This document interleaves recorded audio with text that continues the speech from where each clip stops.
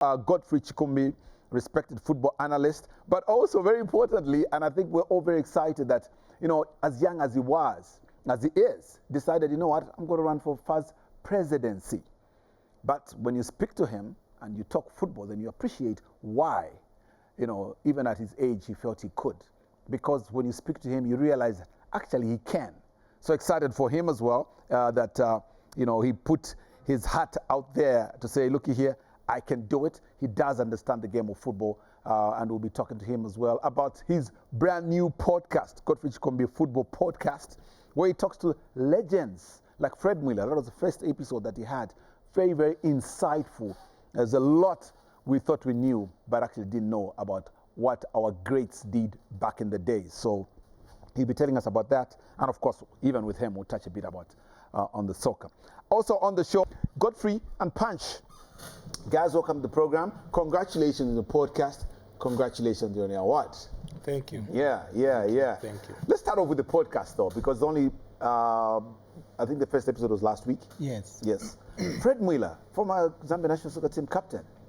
His story, just the glimpse that we listened to first before it even launched, loved it. And I liked, for some reason, the way he speaks. Yeah. He's slow, deliberate, but he keeps you there. You've got to be patient. Yes. There's a lot of enthusiasm in the way and manner he speaks. But let's start off this way. Why did you think you needed to do a podcast on the legends, which I think no one has done that? Exactly. Ike, I am glad to be here.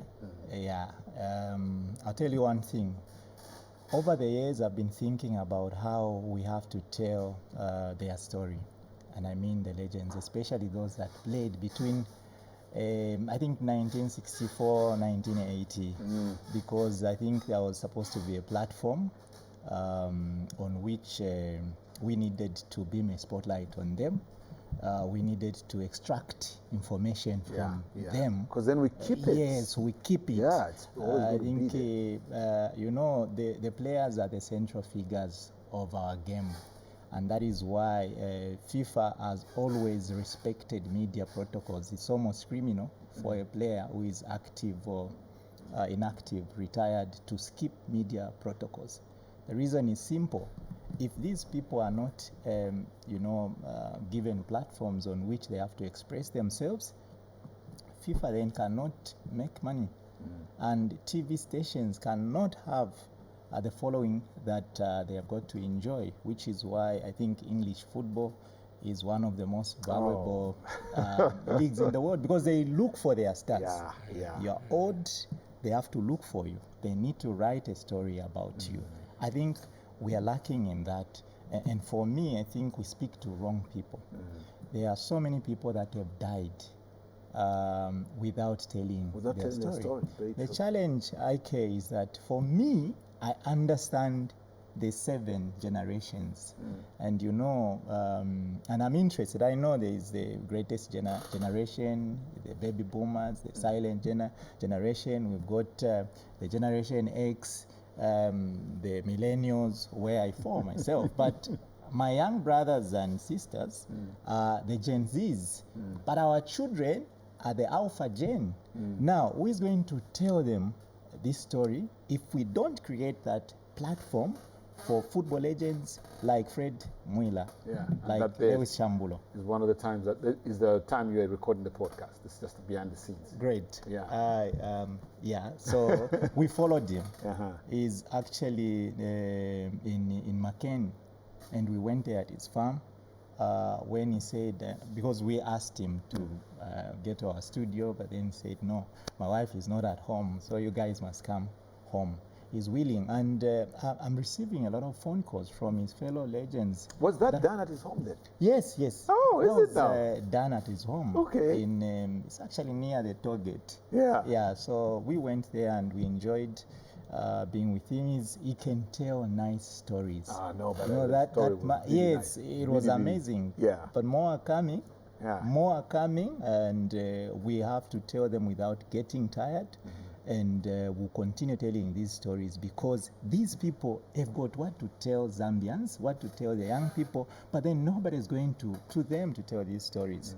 The challenge that is there is, look, when I transitioned into podcasting, I looked at the audience. I looked at where the Gen Zs are. If today you talk about the Gabon disaster, for example, many of our young boys do not understand a thing. They don't know anything about what we went through as a country, and there must be someone to tell that story. And you know, Fred Mwila was telling me that he was one of those that people were looking for. They thought he was also on the plane. Yeah. But again, one interesting thing was government asked him to be part of the rebuilding process. The likes of Lewis Shambulo and others, 8 coaches were actually put together to assemble a serious side that went all the way to the finals of the 1994. That's a beautiful story to tell. I think our story is one of the most beautiful football stories that this world has ever heard. And we need to tell it. It's an undertold story. And my podcast is there to tell that story. But I'm also calling upon others to create such platforms. But also, this is an opportunity for authors, those that write books. Can we write books about these people? They imagine just our friends. Look, just a book titled Fred Mwila. Fred Mwila. Yes, I have seen many of them. We've Sir seen Alex Ferguson, David Beckham. Just the name, because the name sells in itself. Behind the scenes, I was talking to Punch. I was telling him, Punch, you've become a big authority in Zambian football, but where are your manuscripts? And he appeared lost because he's not doing anything.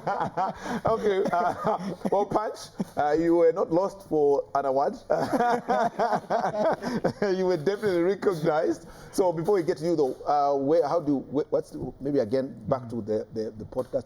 What is it called? When does it come through? I know you've done the one. When is the next one coming? Just give us a brief so people can know where to. So at the moment, what is happening is that we are just recording. Okay. And we want the Fred Mwila episode to do the needful. People must watch it, exhaust, and then our initial plan, my initial plan was let us be together with our production team, was to be releasing each podcast every week, weekly. But then we realized, I think we needed to give people time to exhaust, to watch, podcasts. I've been having offers from TV stations, local TV stations. They want that content, but I said, no, I don't want to put myself under that kind of pressure because I know what is involved. It's supposed to be weekly now. Under pressure. But also because also sometimes I love that also you're considering the Gen Zs and the younger generation. They don't watch things 1 hour at a go. They'll watch, they'll pause, they'll do something, they'll go back. Because also that's why even the way YouTube works, for instance, when you go back to what you watch, it should start from where you ended. So they know that the guys will pause. Yes. So if you give them 3 weeks, you know that it will be done. Now they'll come to the next one. So it's not as, especially that it's information only. It's not, you have to just listen. And we need to teach our young people to just listen. Because they want to watch action. But the stories are really beautiful. Man. Thank you so much. I really enjoyed the Fred Mwila. I am grateful. Yeah.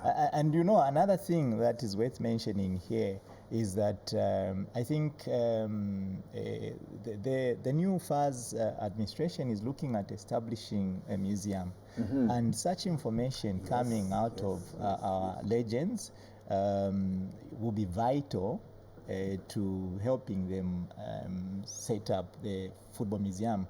I've really spoken about this football museum for a very long time, and I believe it's about time because we are sitting on a lot of information, loads and loads of information. I was having a look at some pictures that we have, people have kept somewhere for the Gabon disaster. I think pictures, footage of what really happened, especially during the burial, during the time the bodies arrived at. Even the time they were retrieving the bodies from the waters. That has to be told. People must know. That information must be accessible in a museum. Definitely.